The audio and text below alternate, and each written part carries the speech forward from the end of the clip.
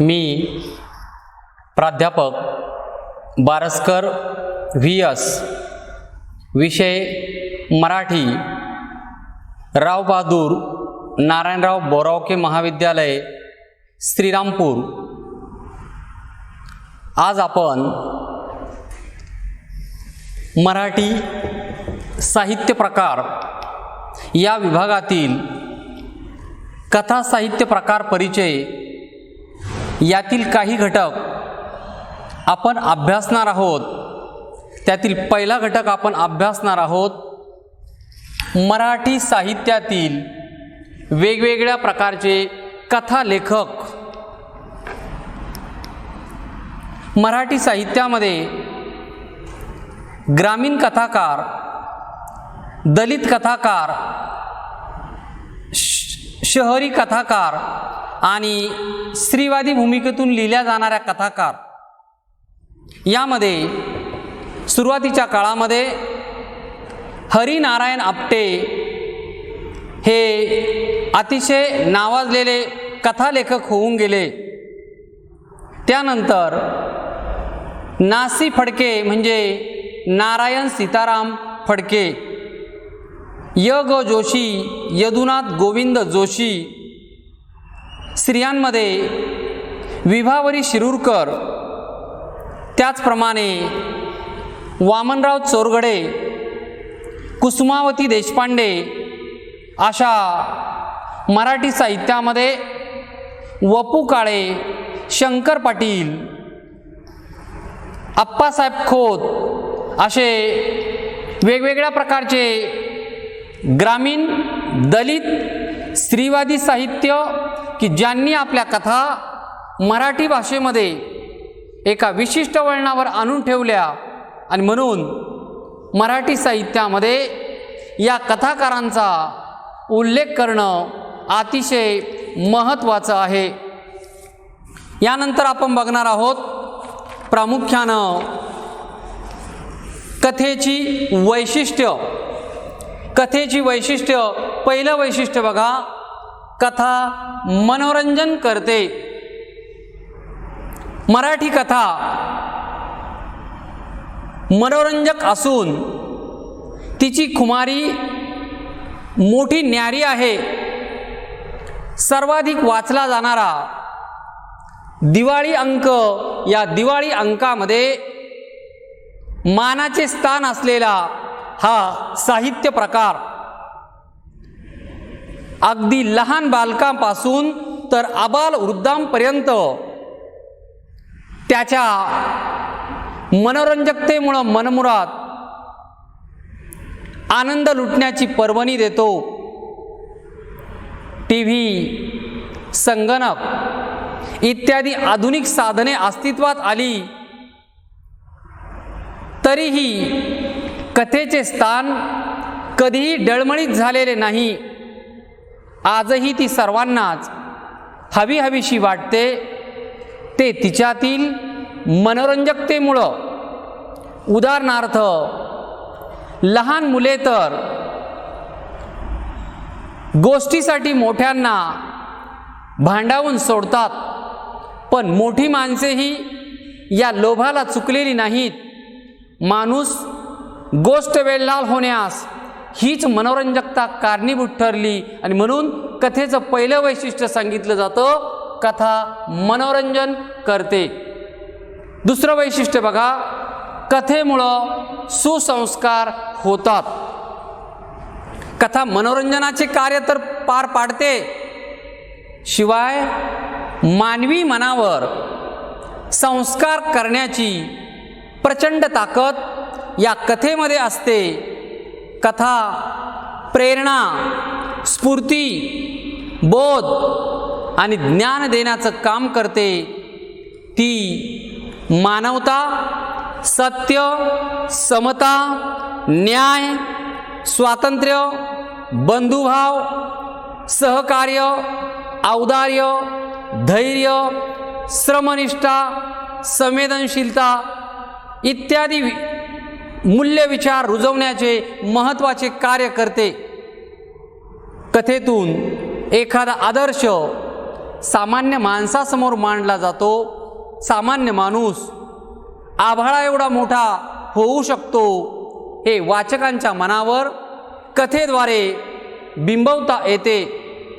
या वैशिष्ट्यामुळेच कथेतून सद्गुणांचं पाथेय देता येतं आणि म्हणून कथेच्या माध्यमातून मानवी मनावर वेगवेगळ्या प्रकारचे सुसंस्कार किंवा चांगले संस्कार प्रामुख्यानं घडवले जातात. तिसरं वैशिष्ट्य बघा, कथा वाचकांची उत्कंठा वाढवते. कथा ही वाचक मनामध्ये उत्कंठा निर्माण करते.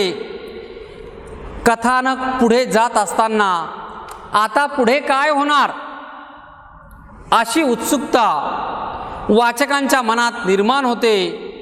ते जाणून घेण्याची प्रचंड जिज्ञासा त्याला वाटू लागते, कारण हे कथानक वाचकाला कथेवर खिळून ठेवणारे असते. कथेतील पात्र आणि प्रसंग यांची कौशल्यपूर्ण गुंफण केली जाते. त्यामुळे वाचक त्यात तल्लीन होऊन जातो. त्याची उत्कंठा ताणून धरली जाते. फ्लॅशबॅकसारखी लेखनशैली वाचक मनात प्रचंड उत्कंठा निर्माण करते. यात कथाकार वाचकाला वर्तमानातून भूतकाळात आणि पुन्हा वर्तमानातून परत आणण्याची शैली वापरतो. आकर्षक वळणं, नाट्यमय प्रसंग, कथेचा अनपेक्षित शेवट अशा अनेक वाचकांची उत्कंठा शेवटपर्यंत टिकून ठेवतात आणि म्हणून कथेचं वैशिष्ट्य आहे कथा वाचकांची उत्कंठा वाढवते. चौथं वैशिष्ट्य बघा, कथा एककेंद्री असते. कथेमध्ये आलेले अनुभव व रचना यांचे एककेंद्रित्व हे कथेचं वैशिष्ट्य आहे. त्यामुळेच ती कादंबरी, नाटक अशा बहुकेंद्री साहित्यकारापेक्षा वेगळी ठरते. कथेतली पात्र, प्रसंग, वातावरण मर्यादित असल्याने कथा लहान, स्फुट असते. ती फार पसरट नसते आणि म्हणून कथा ही एककेंद्री असते. हे कथेचं महत्त्वाचं वैशिष्ट्य आहे. पाचवं वैशिष्ट्य बघा, कथा भूतकाळात लिहिली जाते. कथेमध्ये होऊन गेलेल्या घटनाविषयींचं निवेदन असतं. त्यात घडून गेलेल्या एखादी हकीकत, एखादा घडून गेलेला प्रसंग असतो. याचे वर्णनच म्हणजे कथा असते. त्यामुळे आपोआपच कथा लेखनासाठी भूतकालीन निवेदनशैली वापरात आणली जाते. उदाहरणार्थ, राजा शूर होता, राजा प्रजाहितदक्ष होता, अशा प्रकारचं वर्णन कथेमध्ये केलं जातं आणि म्हणून कथा भूतकाळामध्ये लिहिली जाते. सहावं वैशिष्ट्य बघा, कथेच्या माध्यमातून जीवनाचा वेध घेतला जातो.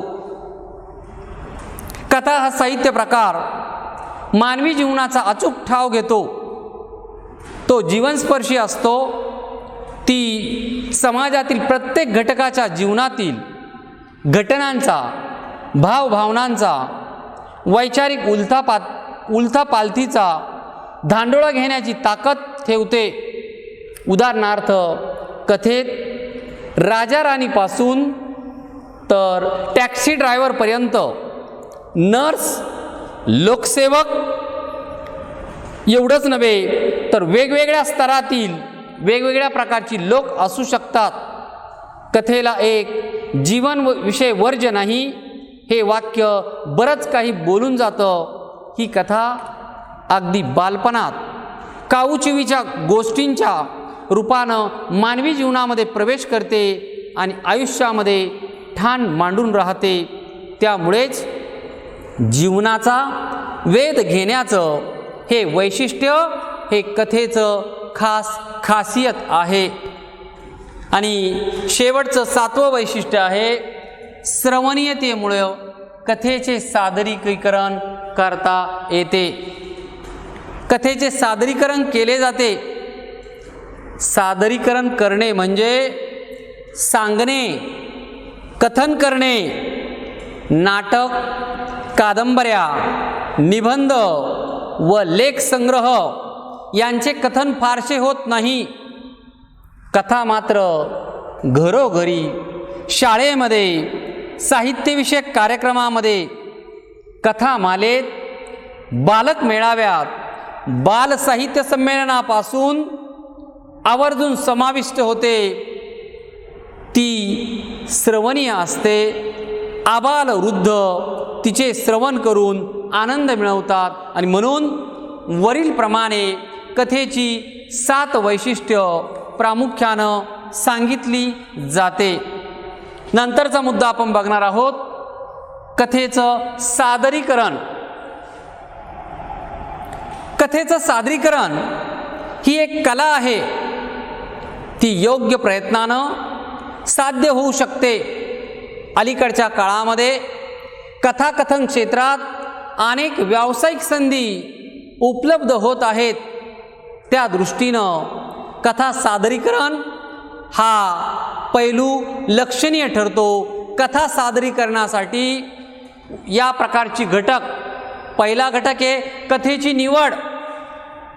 ज्यावेळेस तुम्हाला कथाकथन करायचं आहे, समोरचा श्रोतृवर्ग, त्याचा वयोगट, हे सर्व अंदाज बांधून कथेची निवड त्या ठिकाणी तुम्हाला कथाकथनासाठी सादर करावी लागते.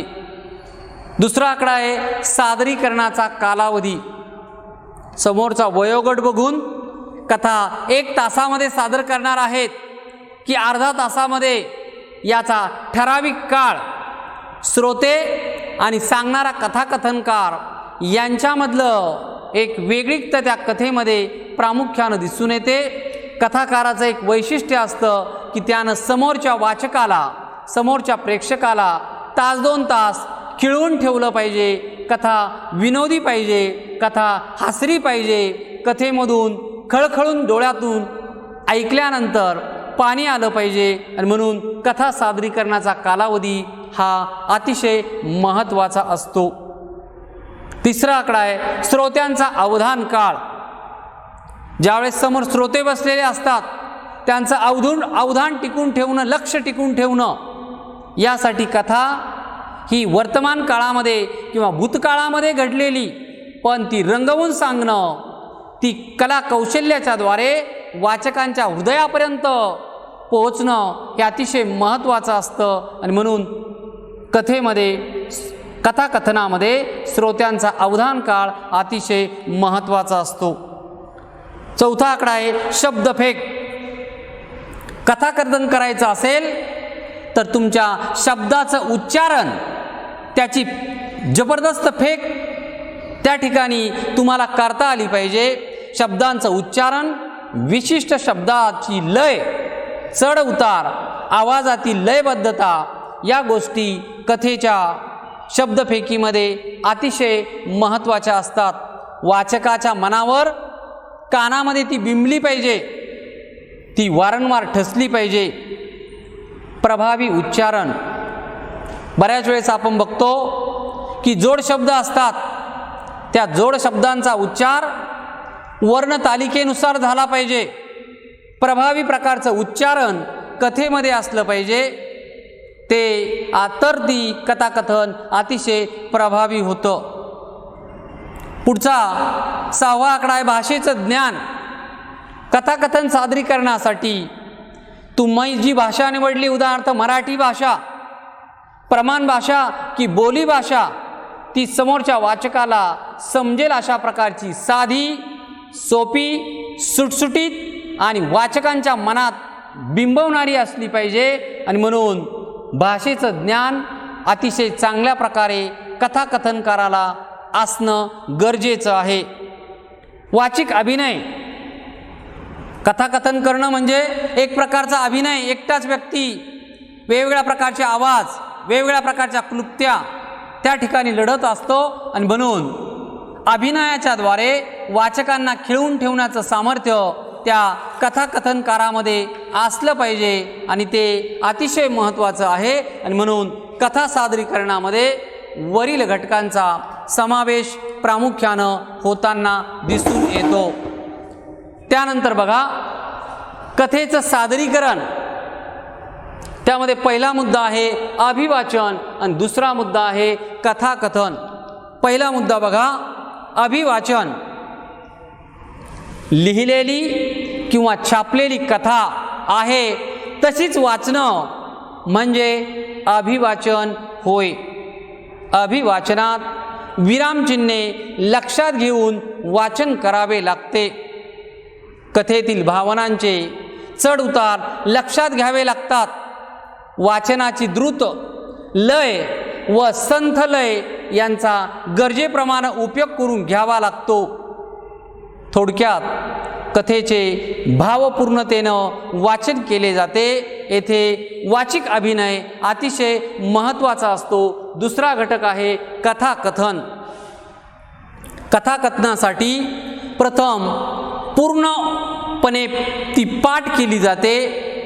गप्पांच्या जवळ जाणाऱ्या शैलीत कथा सादर केली जाते. वाचिक अभिनयाची गरज म्हणजे त्या ठिकाणी महत्त्वाची असते. शिवाय काही प्रमाणात हावभाव, क्वचित हालचाली यांचाही उपयोग कथाकथनामध्ये केला जातो. शब्दफेक, प्रभावी उच्चारण, स्पष्टता, गंभीरार्थ श्रोत्यांपर्यंत थेट पोहोचणं हे फार मोठं कौशल्य त्या ठिकाणी प्रामुख्यानं दिलं जातं. त्यानंतर समारोपामध्ये बघा कथा सादरीकरणासाठी काही कथाकथनाचे उदाहरणं मी तुम्हाला सांगणार आहेत की जे तुम्हाला यूट्यूबवर आजही उपलब्ध आहेत. तंत्रज्ञानाची जोड दिली तर उत्तम कथा सादरीकरण होऊ शकतं. त्यासाठी मी तुम्हाला काही कथाकारांची उदाहरणं देतो. त्यामध्ये पहिलं उदाहरण आहे व.पु. काळे, शंकर पाटील, पु. ल. देशपांडे, व्यंकटेश माडगुळकर, मंगला खाडिलकर, गिरिजा कीर इत्यादी लेखकांचे कथाकथनाचे कार्यक्रम यूट्यूबवर उपलब्ध आहे.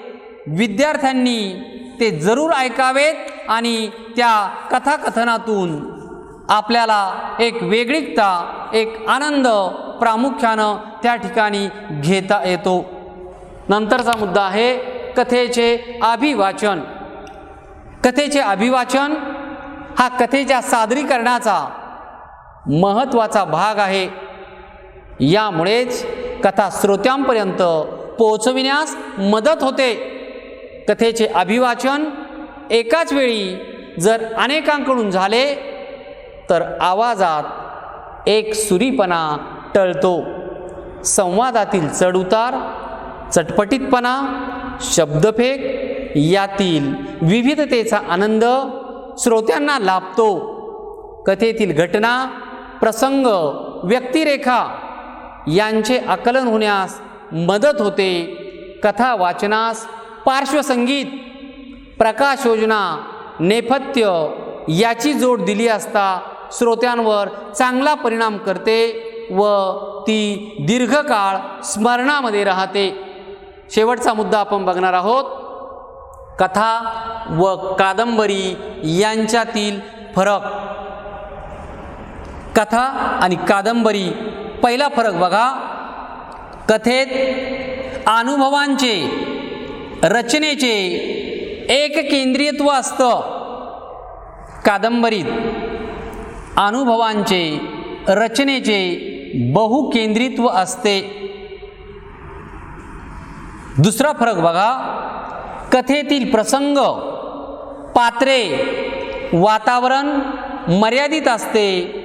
कादंबरीतील प्रसंग, पात्रे, वातावरण मर्यादित नसते.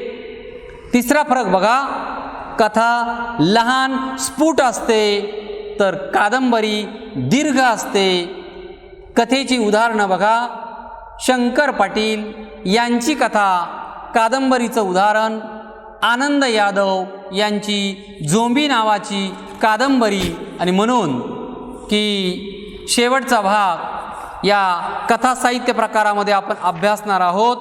त्यामध्ये प्रामुख्यानं आहे की 2 वाक्प्रचार आहेत. त्यातला पहिला वाक्प्रचार आहे बघा, भंडावून सोडणे. भंडावून सोडणे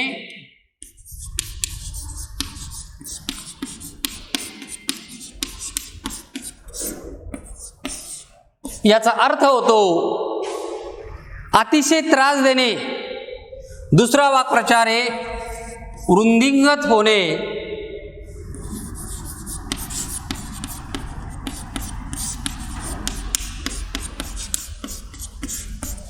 वृद्धिंगत होणे त्याचा अर्थ आहे वाढ होत जाणे. यामध्ये काही शब्दार्थ आहे बघा. उदाहरणार्थ लक्षवेधी म्हणजे मन वेधून घेणारी. मौखिक मुखावाटे चालत आलेली. चित्ताकर्षक मनाला आकर्षून घेणारी.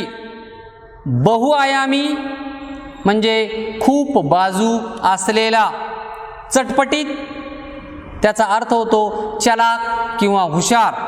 श्रवणीय ऐकताना उच्च आनंद देणारं. आणि संहिता म्हणजे मूळ अर्थ. आणि या भागातील शेवटचा आपण समारोपाचा अभ्यास करणार आहोत. तुम्हाला परीक्षेमध्ये स्वाध्याय कृतीपत्रिकेसाठी विचारले जातात.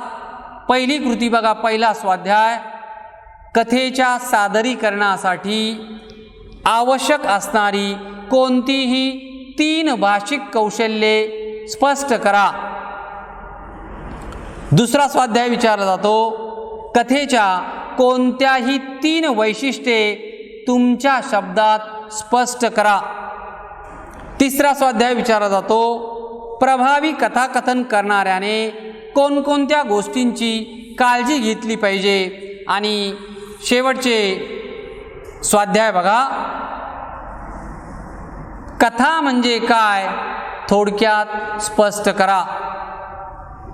पुढचा स्वाध्याय विचारला जातो, कथेच्या लोकप्रियतेची कारणं थोडक्यात स्पष्ट करा. पुढचा आकडा विचारला जातो, कथेच्या सादरीकरणासाठी आवश्यक भाषिक कौशल्ये कोणती. आणि शेवटचा आकडा विचारला जातो, कथेची पूर्वपीठिका स्पष्ट करा. कधी कधी प्रश्न विचारला जातो, कथा व कादंबरी यातील फरक स्पष्ट करा. अशा प्रकारे कथा साहित्य प्रकार परिचय हा उपयोजित साहित्य प्रकारामधला हा प्रकार प्रामुख्यानं इथं संपलेला आहे. धन्यवाद.